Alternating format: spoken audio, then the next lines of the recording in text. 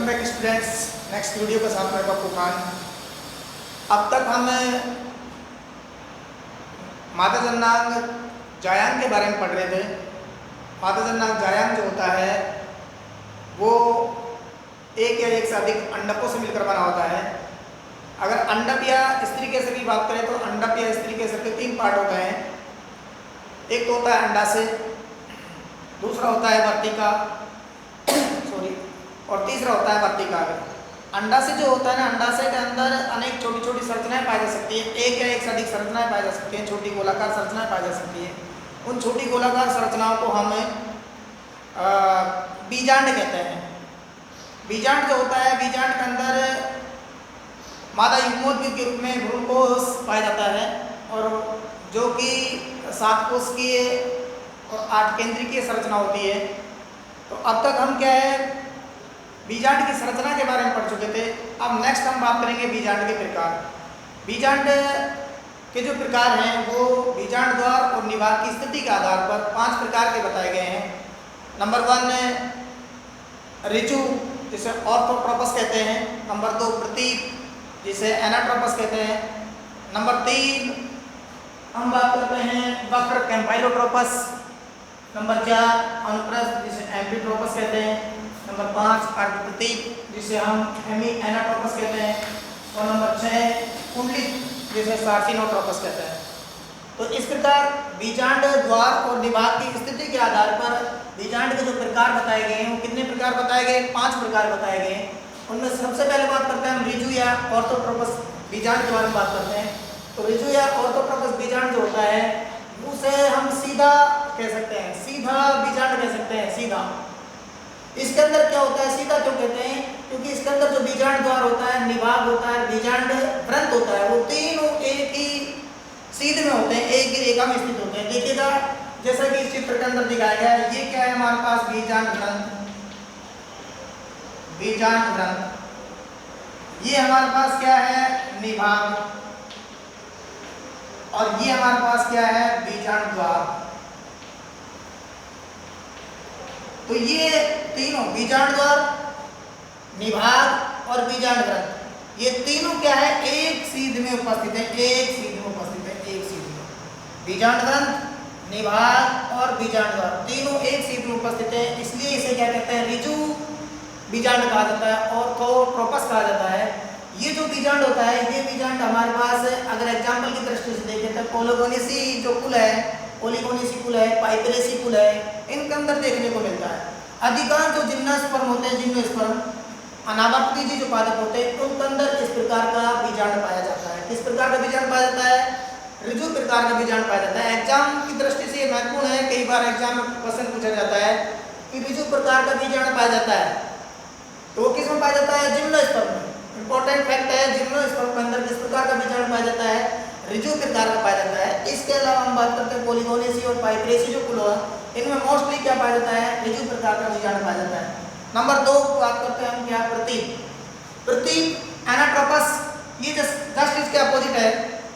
ये ऋजु है, यहाँ पर क्या है? ये जस्ट अपोजिट है इसके, प्रतीक बोलते हैं इसको, एनाट्रोपस बोलते हैं। इसके अंदर क्या होता है? जो बीजांड द्वार होता है, बीजांड द्वार, निभाग होता है, बीजांड द्वार और निभाग, बीजांड द्वार, बीजांड द्वार और ये है निभाग। ये दोनों क्या है? एक सीध में उपस्थित होते हैं। दोनों क्या होते हैं? एक सीध में उपस्थित होते हैं। लेकिन बीजांड व्रंत जो होता है, ये बीजांड व्रंत, बीजांड व्रंत, ये जो बीजांड व्रंत होता है ये 180 डिग्री कोण पर घूम जाता है, लंबा होता है और उसके बाद में क्या है? 180 डिग्री पर यहाँ से घूमता हुआ कहाँ चला जाता है? ये 180 डिग्री पर घूम जाता है सीध। तो यहाँ हम ये कह सकते हैं कि बीजांड द्वार, निभाग एक सीध में पाए जाते हैं।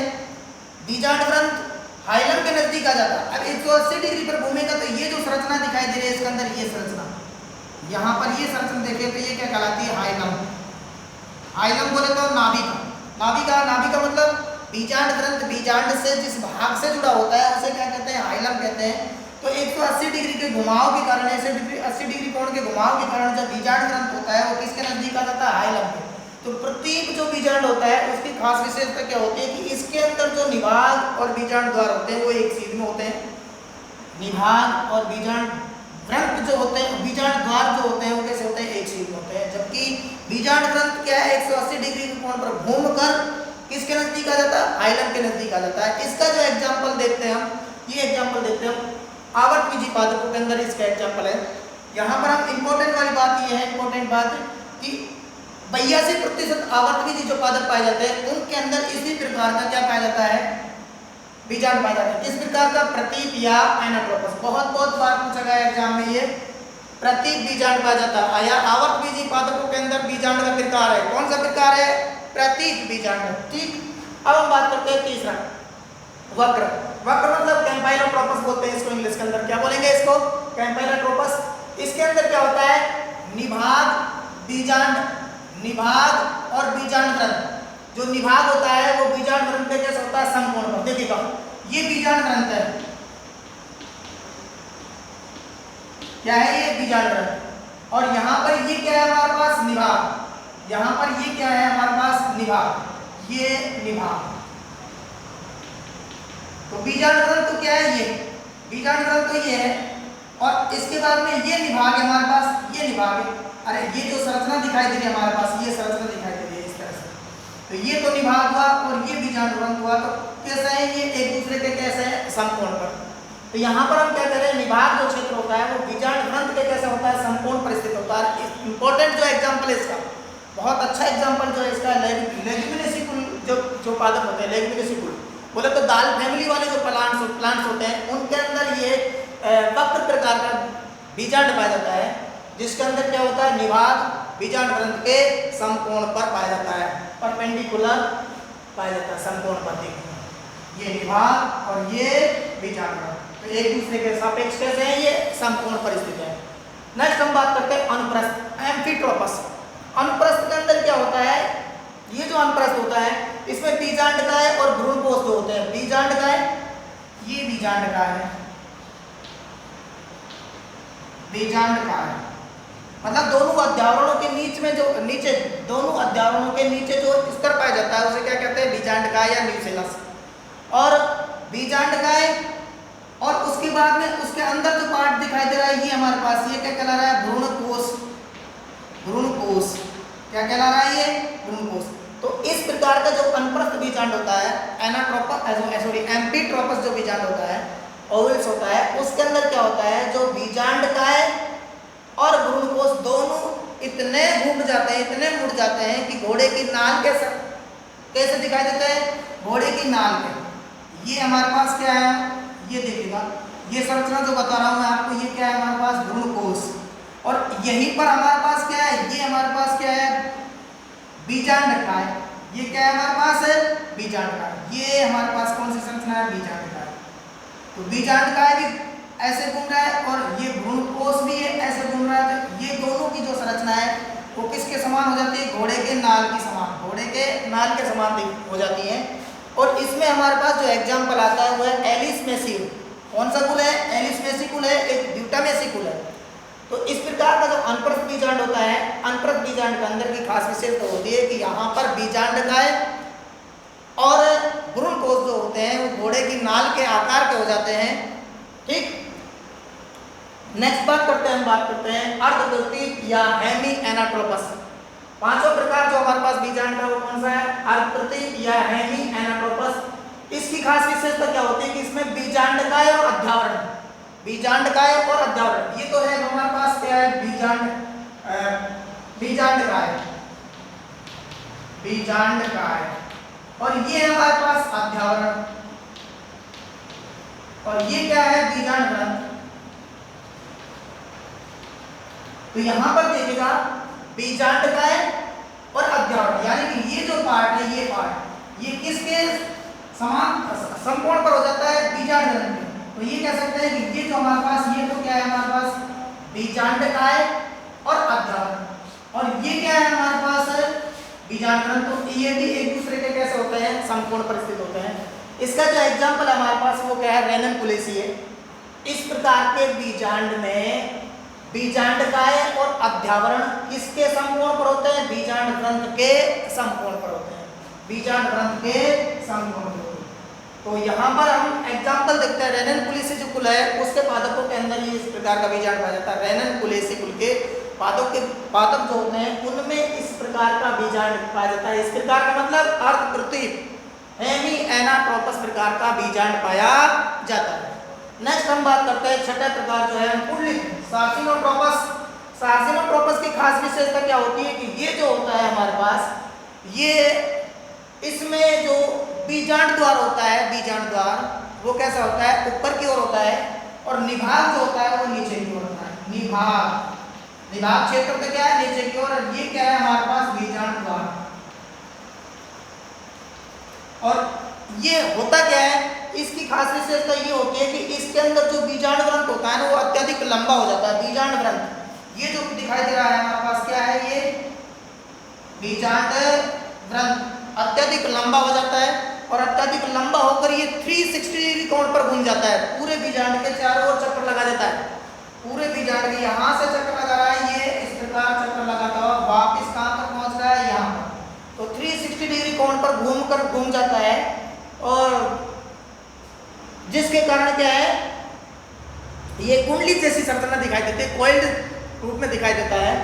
और इस प्रकार का जो बीजांड होता है वो किस में पाया जाता है? कैक्टेसी कुल में पाया जाता है। किस में पाया जाता है?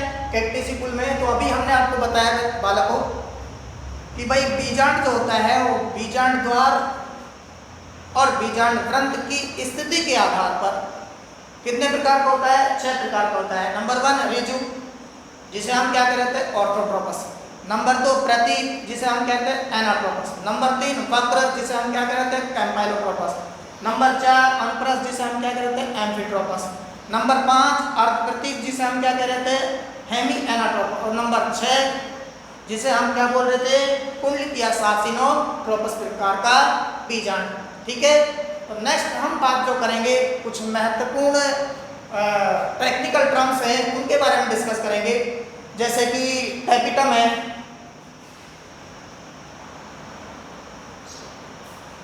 तो हम कुछ महत्वपूर्ण शब्दावली के बारे में बात कर रहे थे। टैपिटम जो होता है, ये जो परागकोश होता है, परागकोश भित्ति, परागकोश भित्ति की सबसे आंतरिक परत होती है। आंतरिक परत होती है परागकोश भित्ति की सबसे आंतरिक जो परत होती है वो क्या कहलाती है? टैपिटम कहलाती है। इसकी कोशिकाओं की खास विशेषता है, इसकी जो सेल्स होती है वो कैसी होती है? बड़ी होती है, बड़े केंद्रक युक्त होती है,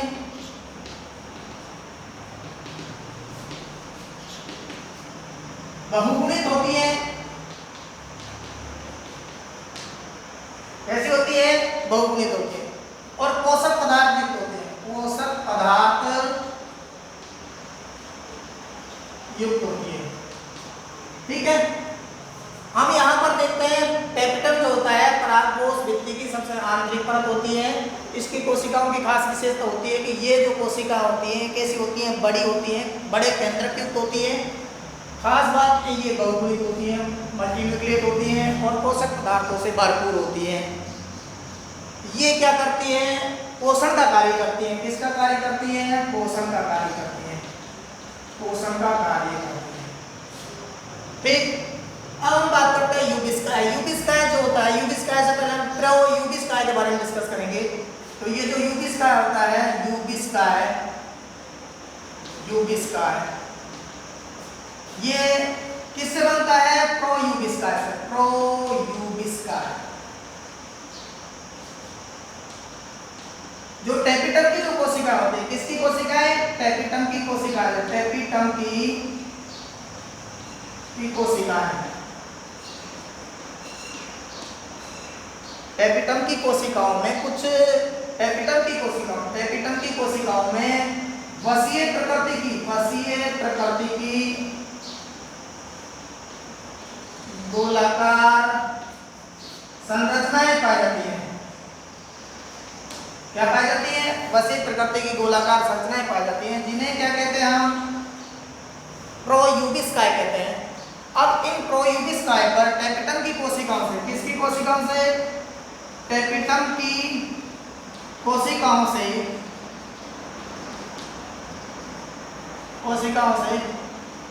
स्पोरोपोलेनिन, कौन सा रसायन है? स्पोरोपोलेनिन का जमा हो जाता है। क्या हो जाता है? टेपिटम की कोशिकाओं से स्पोरोपोलेनिन का जमा हो जाता है। कहां पर जमा हो जाता है? प्रोयूबिस काय पर। तो प्रोयूबिस काय जो है वो किसमें कन्वर्ट हो जाती है? यूबिस काय के अंदर कन्वर्ट हो जाती है। किसमें कन्वर्ट हो जाती है? यूबिस काय में। ठीक है।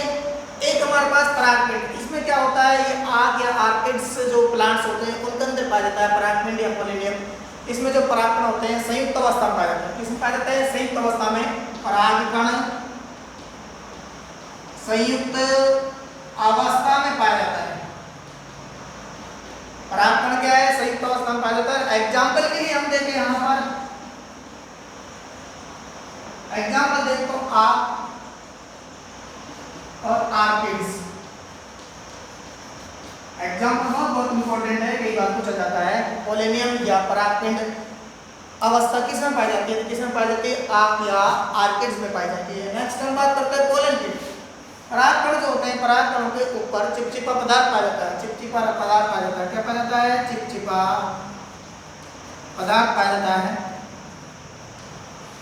इस चिपचिपा पदार्थ के कारण क्या होते हैं? परागकण जो होते हैं परागण माध्यमों के साथ जुड़ जाते हैं या चिपक जाते हैं। और ये जो पोलन किट है ये परागण क्रिया में सहायक होती है। परागण क्रिया में, इसमें परागण क्रिया में सहायक होती है। परागण क्रिया में सहायक होती है। मैं दोबारा इसको बोल रहा हूँ कि पोलन किट जो होती है ऐसी संरचना है जो परागकण के बाहरी सतह पर चिपचिपे पदार्थ के रूप में पाई जाती है, जो कि परागण क्रिया में सहायक होती है। क्यों होती है परागण क्रिया में? क्योंकि इसका चिपचिपापन जो होता है परागण क्रिया माध्यम, जो परागण माध्यम है, परागणकारी माध्यम जो होते हैं, कीट वगैरह होते हैं, उनसे परागकण चिपक जाते हैं इस पदार्थ के कारण।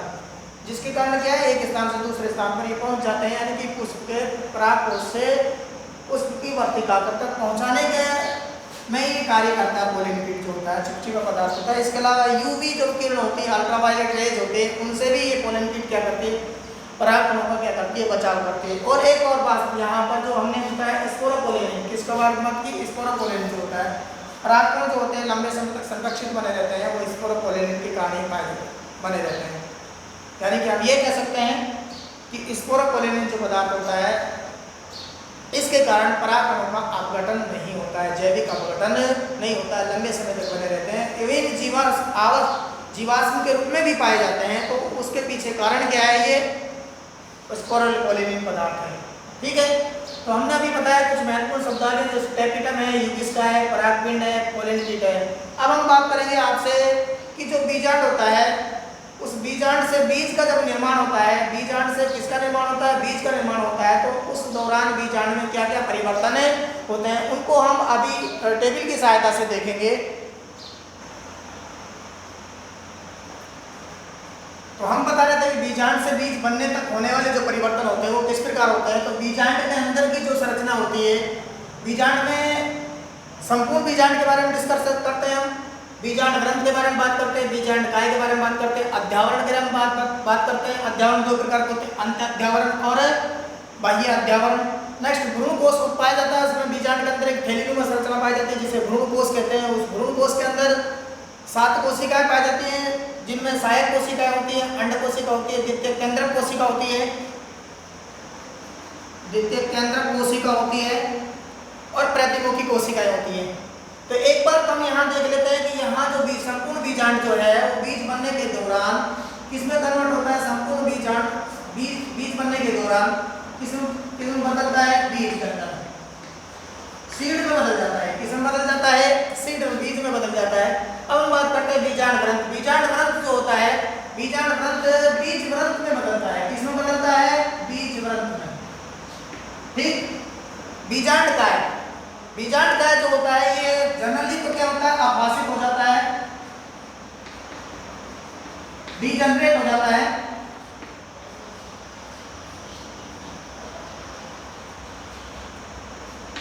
डीजनरेटेड हो जाता है, आभासित हो जाता है, किंतु कभी कभी ये परिभ्रूणकोश बनाता है। किंतु कभी कभी यह परिभ्रूण कोश बोले तो पेरिस्पर्म किसमें बदल जाता है? पेरिस्पर्म में बदल जाता है, परिभ्रूण कोश में बदल जाता है, परिभ्रूण कोश में बदल जाता है। जैसे एग्जांपल के लिए हम बात करते हैं काली मिर्च, उसके अंदर जो बीजांड का ऐसा होता है किसके रूप में पाया जाता है? परिभ्रूण कोश के रूप में पाया जाता है। बहुत इंपॉर्टेंट एग्जांपल है, एग्जाम में पूछा गया है, कई बार आपके के एग्जाम में पूछा गया है और नीट लेवल पर भी पूछा गया है ये क्वेश्चन। नेक्स्ट हम बात करते हैं अध्यावरण। बीजांड की संरचना में अध्यावरण जो होता है उसका भविष्य क्या होता है बीज बनने के दौरान? तो जो अध्यावरण होता है बीज आवरण का कार्य करता है। किसका कार्य करेगा? बीज आवरण का कार्य करेगा। बीज आवरण बनाता है, बीज आवरण, बीज आवरण का निर्माण। किसका निर्माण करता है? ये बीज आवरण का निर्माण करता है। अब इसमें भी दो अध्यावरण पाए जाते हैं, तो बीज आवरण के अंदर दो आवरण पाए जाते हैं। अंतःध्यावरण जो होता है वो किसका निर्माण करता है? टैगमन। किसका निर्माण करता है? वो टैगमन। और जो बाह्य अध्यावरण होता है वो किसका निर्माण करता है? टेस्टा। बीज के अंदर किसका निर्माण करेगा? टेस्टा का। अंतःध्यावरण किसका निर्माण करेगा? टैगमन का। और जो बाह्य अध्यावरण जो होता है वो किसका निर्माण करता है? टेस्टा का निर्माण करता है। नेक्स्ट हम बात करते हैं भ्रूण कोश, यानी कि बीजांड के अंदर एक थैलीनुमा जो संरचना पाई जाती है उसका भविष्य क्या होता है? तो उसकी जो संरचना होती है उसके अंदर सहायक कोशिकाएं पाई जाती हैं, अंड कोशिकाएं पाई जाती हैं, द्वितीयक केंद्रक कोशिका पाई जाती है और प्रतिमुखी कोशिकाएं पाई जाती है। जो सहायक कोशिका होती है जिन्हें सिनर्जिड्स बोलते हैं। क्या बोलते हैं? सिनर्जिड्स।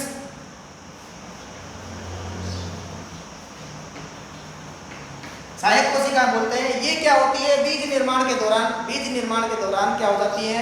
समाप्त हो जाती है। इनमें जो पोषक पदार्थ होते हैं वो बीज निर्माण के दौरान काम में ले लिए जाते हैं। तो इस कारण सहायक कोशिकाएं क्या हो जाती हैं? आभासित हो जाती हैं। सहायक कोशिकाएं क्या हो जाती हैं? आभासित हो जाती हैं। अब हम बात करते हैं अंड कोशिका। तो अंड जो कोशिका होती है ये किसका निर्माण करती है? अंड कोशिका करती है बीज का। किसका निर्माण करती है? बीज यानी भ्रूण का, सीड का निर्माण करती है।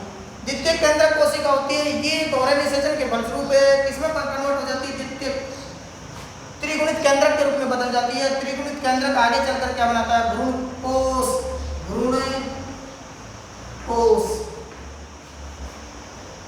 एंडोस्पर्म, एंडोस्पर्म क्या बनाता है? भ्रूण कोश बनाता है जो कि पोषण का कार्य करता है। भ्रूण कोश किसका कार्य करता है? पोषण का कार्य करता है। अब हमारे पास ये है, हमारे पास प्रतिमुखी कोशिकाएं जो निभाग की ओर पाई जाती है। इन प्रतिमुखी कोशिकाओं का भविष्य क्या होता है कि इनमें जो पोषक पदार्थ होते हैं भ्रूण निर्माण और बीज निर्माण के दौरान काम में ले लिए जाते हैं, जिसके कारण ये भी क्या हो जाती है? आभासित हो जाती है। क्या हो जाती है? आभासित, डिजनरेट हो जाती है। कैसी हो जाती है? ये डिजनरेट। अब कई बार ये पूछा जाता है कि गुणिता पूछी जाती है, प्लॉइडी पूछी जाती है कि ये गुणसूत्र की दृष्टि से एकगुणित होती है, द्विगुणित होती है कोशिका, ये पार्ट।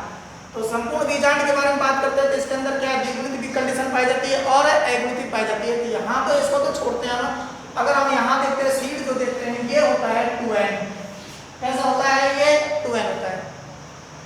अब बीजांड ग्रंथ की बात करते हैं तो बीजांड ग्रंथ के अंदर जो कोशिकाएं होती हैं वो कैसी होती हैं? 2n होती है। कैसी होती है? 2n। और बीज ग्रंथ के अंदर भी जो कोशिकाएं होती हैं वो कैसी होती हैं? 2n होती है, द्विगुणित होती है। यहाँ बीजांड काय के बारे में बात करते हैं तो बीजांड काय की कोशिकाएं भी कैसी होती हैं? द्विगुणित होती है। और इधर ये आभासित हो जाता है। कभी कभार जो ये शेष रह जाता है तो परिभ्रूण कोश के रूप में पाया जाता है, जो कि काली मिर्च में पाया जाता है। तो यहाँ पर ये जो परिभ्रूण कोश है ये कैसा होता है? द्विगुणित होता है, 2n होता है। नेक्स्ट अंतःध्यावरण। अध्यावरण की जितनी भी कोशिकाएं होती हैं, चाहे अंत हो या बाह्य अध्यावरण हो, उनकी जो कोशिका होती है वो कैसी होती है? द्विगुणित होती है। तो ये 2n होती है और ये भी कैसी होती है? 2n होती है। अब यहाँ 2n से जो संरचना बन रही है वो भी कैसी होगी? 2n होगी। 2n कैसे होगी? द्विगुणित होगी। ये भी क्या होगी? द्विगुणित होगी। अब हम बात करते हैं सहायक कोशिका। यहाँ इंपॉर्टेंट बात है, जो भ्रूण कोश होता है, भ्रूण कोश मादा युग्मोद भी बोलते हैं इसको। क्या बोलते हैं इसको? मादा युग्मोद्भिद। क्या बोलेंगे इसको? मादा युग्मोद्भिद भी कहते हैं। तो इसके अंदर जो कोशिकाएं होती हैं, कितनी कोशिकाएं होती हैं? सेल्स कितनी होती हैं? 7। और न्यूक्लियस कितने होते हैं? 8। तो इस प्रकार का जो भ्रूण कोश होता है उसे क्या कहते हैं, पोलीगोनम प्रकार का। कौन सा कोश कहते हैं, पोलीगोनम प्रकार का भ्रूण कोश। अब इसमें हम देखते हैं कि बीजांड से बीज बनने के दौरान जो परिवर्तन होते हैं, तो यहाँ पर भ्रूण कोश के अंदर क्या परिवर्तन होते हैं, तो भ्रूण की कोश की जो सहायक कोशिका होती है, सिनर्जिड्स होती हैं, वो कैसी हो जाती है, आपाशिक हो जाती है। अंड कोशिकाएं जो होती हैं, अंड कोशिकाएं, वो हमें अभी पता है हमने। तो यहाँ पर जो सहायक कोशिकाएं होती है वो कैसी होती है, एगुणित होती है। कैसी होती है, एगुणित होती है। यहाँ अंड कोशिका होती है, ये भी कैसी होती है, गुणित है इसकी, एगुणित होती है अंड कोशिका। द्वितीय केंद्रक कोशिका ये 2n होती है। कैसी होती है, ये 2n होती है। इंपॉर्टेंट है, ये कैसी होती है, द्विगुणित होती है, क्योंकि एक कोशिका जो होती है प्रतिमुखी कोशिका से आती है, एक अंडसमुच्च कोशिका की तरफ से आती है, यानी कि निभागीय क्षेत्र और बीजाणुद्वारी क्षेत्र से एक कोशिकाएं केंद्र में आकर मिल जाती है, जिससे केंद्रक तो क्या हो जाता है, द्विगुणित हो जाता है। कोशिका एक होती है, तो इस कारण ये कोशिका कैसी होती है, द्विगुणित होती है। नेक्स्ट हम बात करते हैं यहाँ पर, ये जो द्वितीय केंद्रक कोशिका है ये आगे चलकर किसका निर्माण करती है, भ्रूण कोश का निर्माण करती है दोहरे निषेचन के फलस्वरूप। तो इसकी जो इक्लोइडी है बहुत इंपॉर्टेंट है, वो कैसी होती है, 3n, त्रिगुणित। कैसी होती है, त्रिगुणित इक्लोइडी होती है। बहुत इंपॉर्टेंट क्वेश्चन है ये, काफी बार पूछा गया एग्जाम के अंदर। प्रतिमुखी कोशिकाएं जो होती है ये आपाशिक हो जाती है, प्रतिमुखी कोशिकाएं भी कैसी होती है, अगुणित। कैसी होती है, अगुणित। प्रतिमुखी कोशिकाएं भी क्या होती है, अगुणित। ठीक है बच्चों, अब यहाँ से आगे हम कुछ महत्वपूर्ण क्वेश्चन जो हैं उन पर डिस्कस करेंगे, जो एग्जाम में रिपीट होते हैं अक्सर और कुछ कॉन्सेप्ट के लिए होते हैं, उन क्वेश्चनों को डिस्कस कर रहे हैं। ठीक है, तो देखते हैं हम नेक्स्ट क्वेश्चन। तो हम बता रहे थे कि भाई कुछ महत्वपूर्ण क्वेश्चनों का जवाब। उसमें पहला क्वेश्चन जो हमारे पास है वो है 200 अंड उत्पन्न करने के लिए, 200 अंड उत्पन्न करने के लिए किसी पुष्पीय पौधे में कितने अर्धसूत्री विभाजन होंगे। 200 अंड उत्पन्न करने के लिए, अंड कोशिका उत्पन्न करने के लिए किसी पुष्पीय पौधे में कितने अर्धसूत्री विभाजन होंगे। अंड उत्पन्न करने के लिए यानी कि यहाँ पर हम बात करते हैं, ये जो अंड है पुष्पीय पादप के अंदर, ये क्या है, गुरु बीजाणु। क्या है, गुरु बीजाणु। ठीक है, तो गुरु बीजाणु जनन के दौरान क्या होता है कि जब गुरु बीजाणु जनन होता है तो एक गुरु बीजाणु मात्र कोशिका से अर्धसूत्री विभाजन के फलस्वरूप 4 गुरु बीजाणु बनते हैं। कितने गुरु बीजाणु बनते हैं, 4। लेकिन उनमें से 3 गुरु बीजाणु क्या हो जाते हैं, नष्ट हो जाते हैं, पोषण में काम में ले लिए जाते हैं। केवल एक ही गुरु बीजाणु शेष रहता है जो कि सक्रिय गुरु बीजाणु कहलाता है। तो हमारे पास यहाँ भी है कि 200 अंड उत्पन्न करने के लिए किसी पुष्पीय पौधे में कितने अर्धसूत्री विभाजन होते हैं। तो अर्धसूत्री विभाजन के फलस्वरूप कितने अंड उत्पन्न हो रहे हैं, 4, लेकिन उनमें से सक्रिय कितना है, 1। तो यहाँ पर हमारे पास जो उत्तर होगा वो क्या होगा, 200 अंड उत्पन्न करने के लिए जो अर्धसूत्री विभाजन होंगे वो कितने होंगे, 200 अर्धसूत्री विभाजन। कितने अर्धसूत्री विभाजन होंगे, 200 अर्धसूत्री विभाजन। ठीक, अगेन रिपीट कर रहा हूं कि 200 अर्धसूत्री विभाजन क्यों होंगे, क्योंकि एक अर्धसूत्री विभाजन के फलस्वरूप केवल एक ही सक्रिय गुरु बीजाणु बचता है। बनते थे कितने हैं, 4 बनते हैं, लेकिन 4 में से 3 नष्ट हो जाते हैं, इस कारण एक ही सक्रिय बचा रहता है। इस कारण क्या है, 200 अंड उत्पन्न करने के लिए, 200 गुरु बीजाणु उत्पन्न करने के लिए कितने अर्धसूत्री विभाजन होंगे, 200। दूसरा क्वेश्चन है, सरसों के पौधे में 80 नर युग्मक बनने के लिए कितने अर्धसूत्री विभाजन होंगे। यहाँ पर नर युग्मक की बात कर रहे हैं, किसकी बात कर रहे हैं, नर युग्मक यानी कि लघु बीजाणु की, लघु बीजाणु।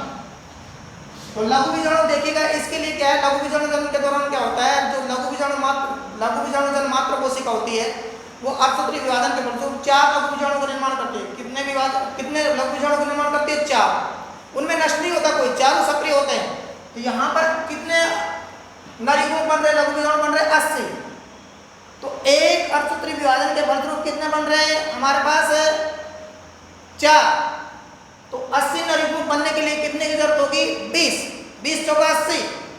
ठीक है, तो यहाँ पर हमारे पास उत्तर क्या होगा भाई, एक अर्धसूत्री विभाजन द्वारा